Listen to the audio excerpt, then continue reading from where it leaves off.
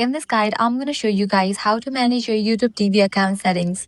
Let's get started. The good news is that it's really simple and you can do it from your phone, your smart TV, or your PC. First, open your browser and navigate to the website tv.youtube.com. Provide your credentials and log into your account. Once logged in, you'll be directed to this page. Now click on the profile icon given at the top right. Then navigate to the option settings. Now here at the left hand side, you're going to find different option. Navigate to the option membership. You can cancel or manage your subscription over here. Now navigate to the option family sharing. Here you can add members so they can access the subscription. In addition, you'll see settings for live playback as well as privacy and location options that you can adjust based on your preferences.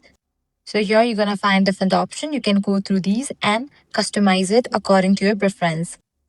So that's it. This way you are able to manage your YouTube TV account settings. If this guide helped you out, do not forget to like, share, and subscribe to our channel. Thanks for watching.